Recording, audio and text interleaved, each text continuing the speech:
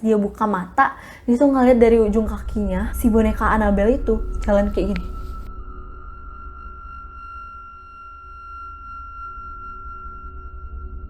Halo teman-teman semuanya, selamat datang lagi di channel Vira Watrin, tempat Vira bercerita. Oke teman-teman, di video kali ini aku bakal ceritain tentang sebuah kisah yang bagi aku cukup serem, kisah Annabelle. Buat teman-teman yang hobi banget nonton film horor, pasti film Annabelle udah pernah kalian tonton juga. Dan tentunya kalian tahu kalau ini berasal dari kisah nyata. Kali ini Vira bakal bahas tentang kisah nyata dari si Annabelle ini. Boneka Annabelle, dimana kita tahu adalah sebuah boneka yang dirasuki oleh arwah atau sesuatu yang gaib di dalam bonekanya. Boneka Annabelle sendiri yang bentuk nyatanya itu kayak gini. Kalau misalnya di film kan kayak gini. Boneka itu merupakan boneka kain dengan mata belo kayak gitu yang dibordir, terus hidungnya segitiga sama ada senyum tipis kayak gitu. Boneka ini sebelumnya sebutannya bukan boneka Annabelle, tapi boneka aja gitu, belum ada namanya. Awal kisah dari boneka Annabelle ini pada tahun 1970, boneka ini dibeli oleh seorang ibu untuk hadiah ulang tahun anaknya. Si ibu ini ngasih boneka ini ke anak perempuannya yang sedang berkuliah keperawatan di Amerika. Si Donna ini tinggal di sebuah apartemen kecil bersama temennya Anggi. Jadi Donna dan Anggi tinggal berdua. Tiba-tiba dikasihlah si boneka ini. Jadi boneka ini tuh adalah member ketiga di apartemennya. Si Donna ini senang banget dikasih boneka karena dia emang suka banget sama boneka. Jadi si boneka ini beneran dia taruh di sebelah tempat tidur dia buat nemenin dia tidur dan buat dia peluk-peluk gitu pas tidur. Nah tapi teman-teman, ketika udah 3 hari boneka ini jadi member di apartemen mereka, Donna dan Anggi mulai menyadari kalau boneka ini tuh aneh, kayak kadang-kadang suka pindah aja gitu. Kalau nggak salah ditaruh di atas kasur, tapi tiba-tiba dia di sofa. Awal-awal Donna dan Anggi tuh kayak, oh yaudah mungkin gue halu gitu, mungkin aku halu, nggak mungkin lah boneka bisa pindah sendiri kayak gitu kan. Akhirnya suatu hari masuk nih, balik kuliah, masuk ke kamar, tek-tek masuk. Terus pas nyampe di kamar, dia tuh ngeliat si boneka ini tuh tangannya tuh bersila kayak gini. Ya kali boneka bisa nyilain tangan sama kakinya sendiri gitu kan. Si Donna sama Anggi tuh langsung kayak, anjir boneka bersila, kok bisa dia, siapa yang nyilain, lo yang nyilain ya? Kasih Anggi, terus Anggi, enggak, gue nggak nyilain, kalau nggak salah tadi dia masih di kasur kok pas sebelum kita pergi kayak gitu. Mereka berdua kayak yang udah serem aja gitu ngeliat boneka itu. Akhirnya dipegang lah sama si Anggi, terus dipindahin lagi ke kasur nih si boneka. Terus si Donna Anggi nih pas lagi di apartemen itu nggak tahu nih lagi bikin tugas atau apa, tiba-tiba si boneka ini terbang coy. Kalian bayangin ya, lagi nggak ngapa-ngapain tiba-tiba boneka kalian terbang.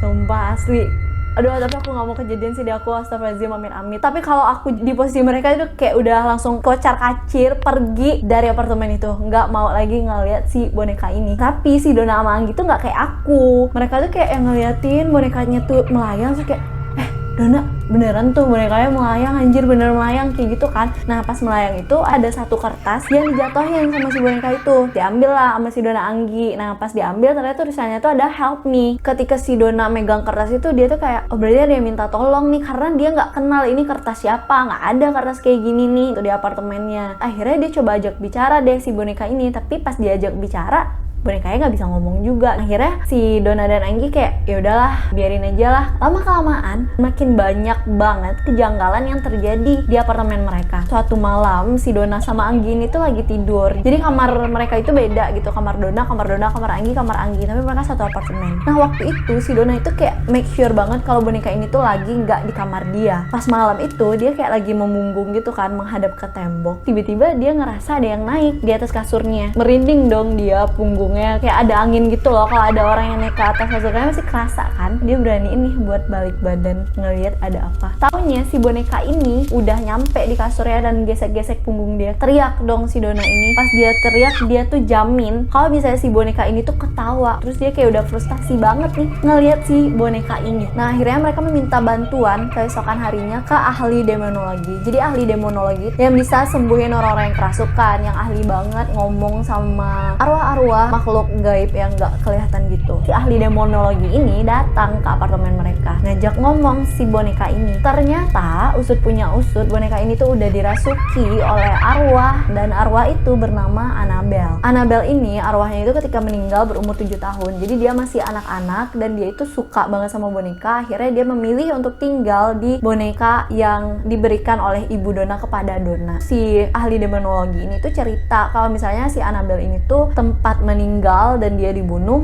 adalah tepat di lokasi apartemen mereka. Kata si ahli demonologi lagi, si Annabelle ini nggak jahat, dia cuma pengen dibolehkan tinggal di boneka tersebut dan dia nggak bakalan ganggu kok, nggak bakalan jahat kok ke Donna dan Anggi. Karena kasihan si Donna dan Anggi ini tuh kayak ngebolehin aja si Annabelle ini tinggal di bonekanya. Nah, dan mereka itu malah kayak ya udah aja, mereka tetap ngepelihara nih boneka yang jelas-jelas mereka tahu ada Annabelle di dalamnya, dan mereka itu jadinya manggil boneka ini boneka Annabelle. Setelah itu ada temannya Donna dan Anggi yang bernama Lou. Jadi Lou ini mainlah ke apartemen mereka. Lou sejak pertama kali ngelihat si boneka ini, dia tuh benci banget sama nih boneka. Kenapa sih? Gue benci banget lihat tuh boneka. Bonekanya kayak serem banget, lo mending buang deh. Ini kayak boneka bawa sial deh. Dia bilang kayak gitu kan ke Donna dan Anggi. Terus Donna dan Anggi tuh kayak ya anggap angin lalu aja, karena mereka juga udah tahu emang boneka itu serem, emang ada yang menghuni di boneka itu gitu, tapi kan nggak ganggu, jadi ya udah aja. Tapi Donna dan Anggi tuh nggak bilang, cuman kayak mereka berdua tuh udah tahu kayak gitu. Jadi si Lou ini aja tuh yang mete-mete, aduh buang aja deh bonekanya, jelek banget, serem banget. Si Annabelle ini tuh mungkin tersinggung kali ya dibilangin atau dibenci sama si Lou. Jadi suatu hari si Lou ini nginep lah di apartemennya si Donna dan Anggi. Ketika dia tidur malam itu, tiba-tiba dia tuh yang kayak kehimpit, badannya tuh nggak bisa gerak. Pas dia buka mata, dia tuh ngeliat dari ujung kakinya si boneka Annabelle itu jalan ke ini, mau ngeraih lehernya dia. Terus kayak dia yang mau teriak tuh juga nggak bisa, yang namanya juga kehimpit gitu kan. Akhirnya si boneka itu nyekek dia sampai si Lou ini tuh pingsan malam itu gitu. Besok pagi pas dia bangun, dia tuh kayak semalam gue mimpi apa kenyataan ya, tapi kok leher gue tuh sakit gitu. Terus dia yang kayak bertanya-tanya banget gitu. Tapi akhirnya karena dia takut ya kalau misalnya itu nyata, akhirnya dia kayak yaudahlah anggap mimpi aja karena terlalu menyeramkan buat jadi kenyataan. Nah, dia nggak kapok-kapok nih main ke apartemennya si Donna dan Anggi. Jadi dia main lagi ke apartemen itu. Waktu itu dia masuk ke apartemennya si Donna dan Anggi, tapi pas dia lagi di dalam itu kayak nggak ada orang, sunyi banget, sampai dia tuh mikir ada perampok yang lagi masuk di apartemen tersebut. Terus dia yang kayak manggil Donna, Anggi, nggak ada yang nyaut. Terus pas dia mau buka, tiba-tiba dia kayak dengar suara langkah gitu dari kamarnya si Donna. Dia buka pintu, terus dia kayak ngeliat di ujung ruangan tuh ada si boneka Annabelle ini lagi lihat ke arah dia, dan dia tuh kayak takut banget ngeliat boneka itu karena menurut dia boneka itu senyumnya tambah lebar gitu. Akhirnya dia deketin lah. Pas dia deketin ini, tiba-tiba ada suara di belakang dia, tepat di belakang dia. Terus dia kayak langsung balik badan gitu. Pas dia balik badan, langsung cek cek, ada yang nyakar dia di dadanya kayak 7 cakar gitu.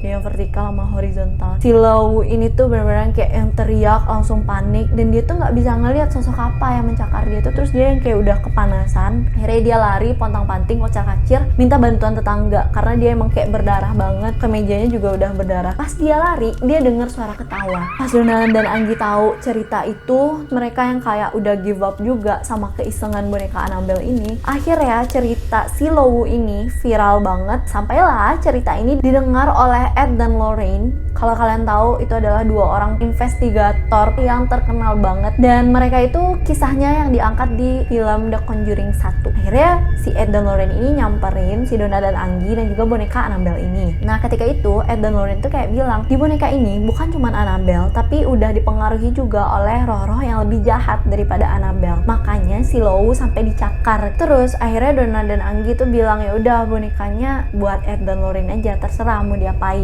Katanya mereka itu nggak bisa ngeluarin si Annabelle itu dari si boneka ini karena hubungan Annabelle dan boneka itu kayak udah fisik dan nyawa. Makanya mereka itu mempetikan pakai kaca biar aura jahat dari boneka itu nggak mencar-mencar gitu. Dibawalah si boneka ini ke rumah mereka. Ed dan Lorraine bilang boneka ini tuh masih sering gerak di dalam peti itu, apalagi ketika malam hari. Nah, rumah Ed dan Lorraine ini sekarang udah dijadiin museum okultisme. Museum okultisme ini isinya tuh adalah benda-benda dan barang-barang yang pernah dibersihkan atau yang masih menyimpan roh-roh dari investigasi paranormalnya si Ed dan Lorraine ini.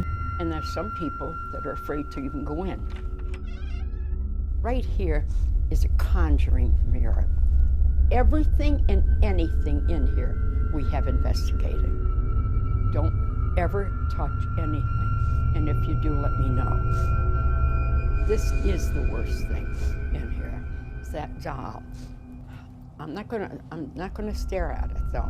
So you can take the picture, but I'm not gonna stare at it because that has done bad harm on a lot of people.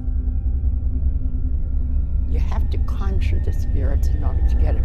You know, you're not going to get them by just walking around here. And that's the one that's sort of depicted a little bit in this movie, correct? Yes, it is. That's the Annabelle doll. Hingga saat ini, rumah mereka yang dijadikan museum tersebut merupakan salah satu destinasi wisata horor. Dan buat kalian yang tertarik nih pengen ngeliat si boneka Annabelle secara langsung, kalian bisa datang ke museum okultisme tersebut. Sekian cerita Vira malam hari ini. Nah, gimana nih pendapat teman-teman tentang cerita Annabelle ini? Apakah teman-teman percaya dengan hal-hal seperti ini ataukah tidak? Dan buat teman-teman yang suka dengan horor, apakah kalian mau mengunjungi museum itu dan bertemu langsung dengan boneka Annabelle ataukah enggak? Dan bantu support channel aku dengan subscribe, like, dan komen. Jangan lupa juga share ke teman-temannya kalau ada channel Vira Watrin yang ceritain tentang hal-hal menarik, unik, dan juga hal yang viral di dunia ini. Terima kasih, see you on the next video, dan bye!